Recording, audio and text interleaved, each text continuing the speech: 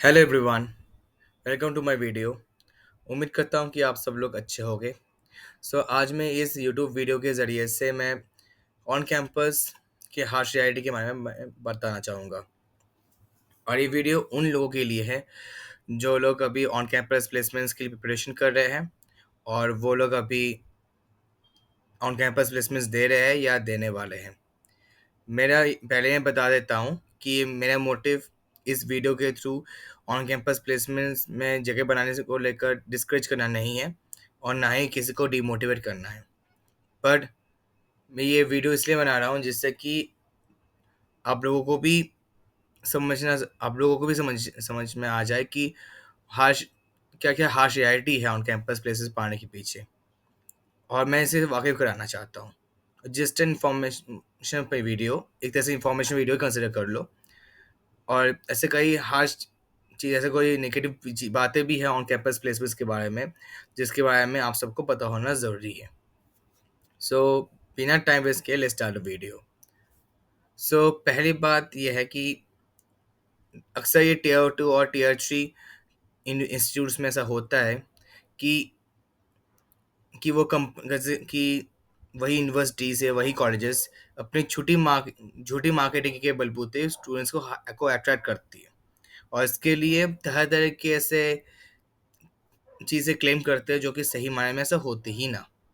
For example, किसी university ने बोल क्लेम कर दिया अपनी मार्केटिंग के ज़रिए से, अपने ये ब्रोशर के ज़रिए से कि अभी तक हमारी यूनिवर्सिटी में बहुत सारे मतलब 500 से भी ज़्यादा कंपनियां आई हैं तरह तरह के सैलरी पैकेजेस लेकर।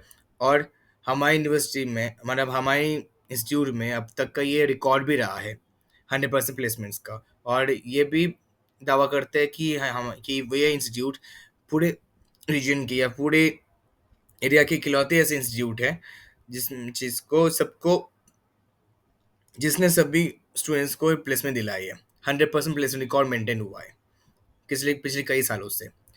और कुछ इंस्टीट्यूट्स ये भी दावा करते हैं कि उन्हीं के इंस्टीट्यूट्स में एक स्टूडेंट ने अब अब तक का सबसे बड़ा पैक प्लेसमेंट रिकॉर्ड प्राप्त किया है। फॉर एग्जांपल, किसी ने एक कंपनी में, चाहे वो स्टार्टअप हो या एमएनसी, इस एक स्टूडेंट ने 1.5 करोड़ या 2 करोड़ या 2.5 करोड़ का पैकेज मिला है। और इस बात को का प्रचार पूरे चारों तरफ से कर लेते हैं, बिल बोर्ड लगा के या फिर उसी इंस्टीट्यूट के ऑफिशियल वेबसाइट में डाल के, पूरे टेस्टिमोनियल के साथ, जिससे कि स्टूडेंट सब देखकर खुश हो जाए, अट्रैक्ट भी हो जाए और प्लेसमेंट और इंकरेज भी हो जाए कि उन लोगों को भी मिल सकता है। अगर बाकी को नहीं मिल सकता था तो अगर बाकी को मिल सकता है, सॉरी आई मीन, अगर बाकी लोगों को मिल सकता है तो वो उन लोगों को क्यों नहीं। लेकिन जब वो लोग एग्ज़ाम देने में आ जाते हैं तब वो लोग देखते हैं कि कंपनी की उन इंस्टीट्यूट्स वालों ने जितने दावा किया कि इतने इतने कंपनी से आते हैं, उतने सही मायने में आते ही भी ना।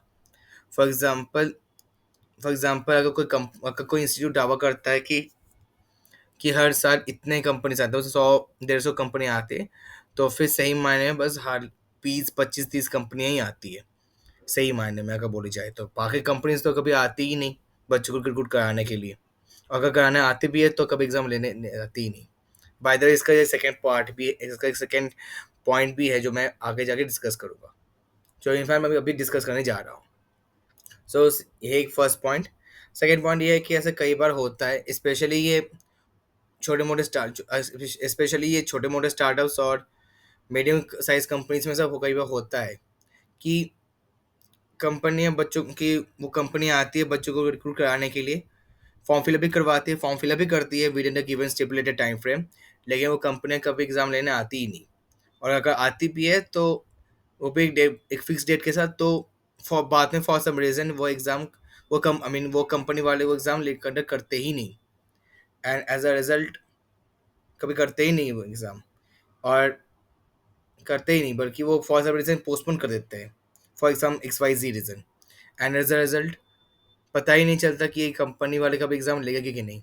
और बोलते रहते हैं कि टिल फर्दर नोटिस ये एग्ज़ाम पोस्टपोन है। लेकिन वो कब अल्टीमेटली वो इन कंपनी वाले कब एग्ज़ाम लेंगे, कब नहीं लेंगे, इसका कोई अल्टीमेटली कोई ठीक ठिकाना नहीं आता। अल्टीमेटली इन्फॉर्म ही नहीं किया करते, और अल्टीमेटली वही कंपनी मूव ऑन करती है, और हमारी नहीं कह सकते, मतलब किसी भी इंस्टीट्यूट के बच्चों को रिक्रूट कराते ही नहीं, जिसकी वजह से, और इसी की यही मेन रीज़न होता है कि ज़्यादा से ज़्यादा बच्चे अनप्लेस क्यों रह जाते हैं। जो एक सेकेंड पॉइंट है।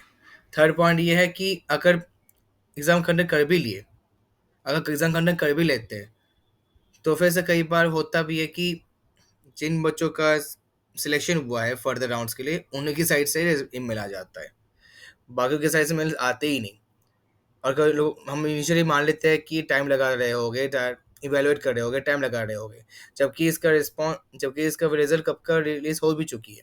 लेकिन जो लोग सिलेक्ट हुआ है, जिनका ये कट ऑफ फुल क्लियर हुआ है या फुलफिल हुआ है, उन्हीं को ही उन्हीं लोगों की साइड से ही मेल आ जाती है, बाकी को मेल आता ही नहीं, जिसकी वजह से मुश्किल हो जाता है कि किन किन लोगों को सिलेक्शन मिली है फर्दर राउंड्स के लिए, अल्टीमेटली कितने बच्चे शॉर्ट सिलेक्ट हुए हैं। और वैसे कंपनियां बहुत ही कम बच्चों को सिलेक्ट करती है। फॉर एग्जांपल, अगर 100 लोग सिलेक्ट हो, 100 लोग का शॉर्ट लिस्ट हो जाते हैं उसी कंपनियों में, तो फिर उन 100 में से केवल 20 लोगों का ही सिलेक्शन हो जाता है अल्टीमेटली, या 15 लोगों का सिलेक्शन हो जाता है अल्टीमेटली। बाकियों का तो या फिर फर्स्ट राउंड में एलिमिनेट हो जाते हैं, cut high cut off fulfil ना कर पाने की वजह से, या फिर अगर कर भी लेते हैं तो फर्दर राउंड्स में आउट हो जाते हैं। यही बात होती है। और इसके अलावा और क्या क्या हार्शियालिटी हो सकती है, जहाँ तक मैं जानता हूँ यही है हार्शियालिटी ऑन कैंपस प्लेसमेंट्स के बारे में। या एक और भी याद आ गया, अभी अभी अभी आ जाए, फोर्थ पॉइंट जो है, जो कि काफ़ी अनयूजुअल होगा, पर यही सच है कि ऐसे कई कंपनियां भी होती है, चाहे कोई छोटी कंपनी या फिर एक बड़ी एमएनसी हो, जहाँ, और जैसे हम जानते हैं कि हर कंपनी में कोई ना कोई क्राइटेरिया सेट करते ही रहते हैं। किसी में 60% एंड थ्रू आउट चाहिए, किसी को 70% थ्रू आउट चाहिए, किसी को 80% थ्रू आउट चाहिए। जो बड़े नामी एमएनसीज में इसमें 75% या 80% थ्रू आउट चाहिए रहता है। यानी कि क्लास 10 में 75+, 12 में 75+, 75% प्लस, और सीजीपी पे 7.5 या 7.5 से ज़्यादा। लेकिन ऐसा कई बार होता भी है कि कई स्टूडेंट्स का क्राइटेरिया फुलफिल नहीं हो जाता, इसके बावजूद भी उन लोगों का नाम शॉर्ट लिस्ट हो जाता है। और जिन लोगों का ये शॉर्ट लिस्टिंग, मतलब जो लोग सही मायने में डिजर्व डिजर्विंग कैंडिडेट है कि इस कंपनी में शॉर्टलिस्ट होना ही होना है, डिपेंडिंग अपॉन द क्राइटेरिया कि सभी क्राइटेरिया फुलफिल हो चुके हैं, इसके बावजूद भी उन लोगों का नाम आता नहीं। अब आई एम नॉट टेलिंग कि सभी केस ऐसा होता है, सभी कंपनी ऐसा करते हैं, ऐसा कुछ नहीं होता। ऐसे कई कंपनियां भी होती है जो कि मैं नॉट कई सॉरी आई मीन ज़्यादातर कंपनियां सही मायने में डिजर्विंग कैंडिडेट्स को शॉर्टलिस्ट भी करवाती है।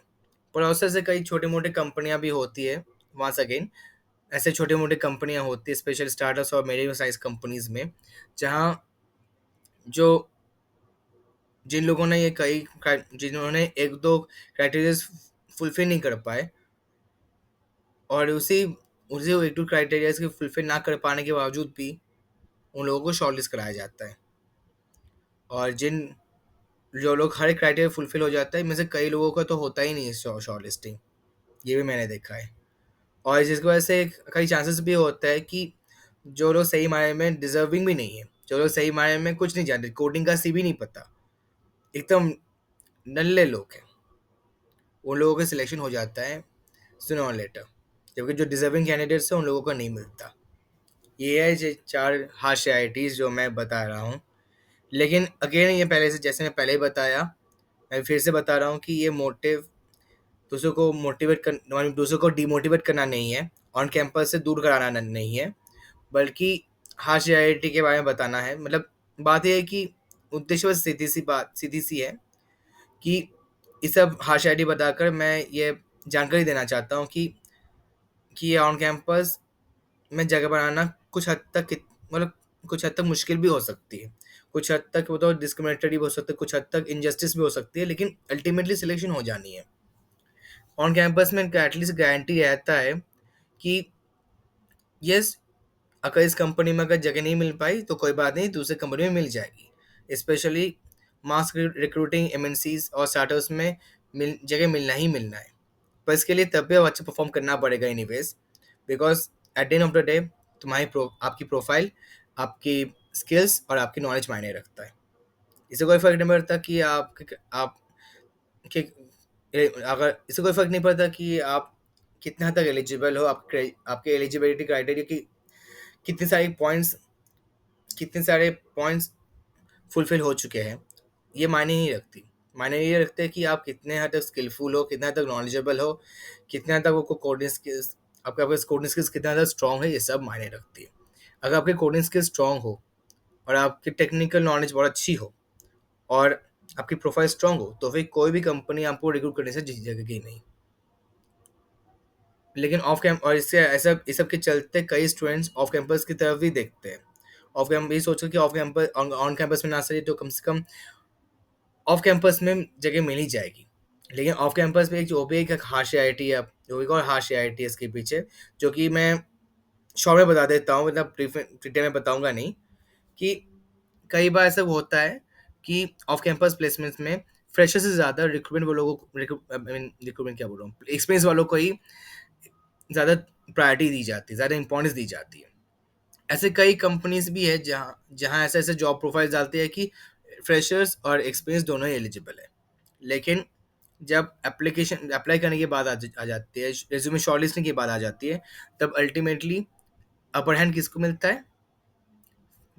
एक्सपीरियंस वालों को। फ्रेशर्स वालों को उतना ये एडवांटेज नहीं मिलता। रीज़न बहुत ऑब्वियस है, लैक ऑफ वर्क एक्सपीरियंस, जिसकी वजह से अगर कोई 100 लोगों का ये शॉर्टलिस्ट नहीं हो जाता है, तो 15 लोगों का ही 15 लोगों का ही शॉर्टलिस्टिंग होती है, वो भी 15 लोग फ्रेशर्स हो गए। बाकी के जो 85 लोग हैं, वो सब experienced.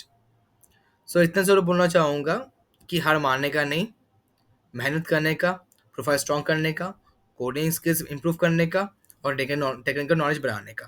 Because at the end of the day your skill matters, your knowledge matters, your profile matters.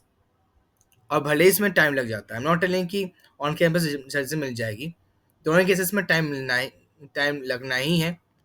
और एक में भले ही कम टाइम लगे और दूसरे में ज़्यादा टाइम लग जाए, लेकिन अगर अपने दम पे जाकर किसी कंपनी की प्लेस में फोड़ दोगे ना, तो मैं एश्योर कर सकता हूँ कि वो मेहनत वर्थ ना सिर्फ वर्थ होगा, बल्कि आगे जाके एक लॉन्ग टर्म कॉन्फिडेंस भी पैदा होगा कि आपने अपने दम पे इस कंपनी को फोड़ दिया है। अपने किसी से रेफरल लेकर, सो कॉल्ड किसी की हेल्पिंग हैंड के थ्रू जगह नहीं बनाए, बल्कि संपूर्ण तरीकों से अपने दम पे जगह बनाए, अपने बल पे, अपने स्किल्स के बदौलत और अपने नॉलेज के बदौलत इन कंपनियों में जगह बना ली। और इसलिए इतना ज़रूर करना चाहूँगा कि ऑन कैंपस की प्रिपरेशन करते रहो, अलग कोडिंग प्रैक्टिस करते रहो। और इसी तरह मैं इस वीडियो को मैं अंत करता हूँ। तब तक के लिए बाय, टेक केयर, और ऑन कैंपस प्लेसमेंट्स के लिए all the very best. Exam exams फाड़ के देना और कंपनियाँ फोड़ के देना। और एक और बात, लास्ट पर नॉट लिस्ट, डिमोटिवेट होने का नहीं। अगर फर्दर राउंड्स के रिजेक्ट हो जाते हो तो डरने की कोई बात नहीं है, और आगे और भी कंपनी आएगी ऑन कैंपस, उसमें जगह बना लेना। और ऑफ कैंपस मास हायरिंग जो चलती है कई कंपनियों की, स्पेशली बड़े बड़े एमएनसीज की, उसमें अप्लाई करो और एग्ज़ाम्स दे दो, फाड़ डालो और कंपनी फोड़ डालो। और अगर मल्टीपल कंपनीज में प्लेसमेंट्स मिल भी जाए, then you are then consider yourself to be fortunate. So all the very best once again. Bye. Take care.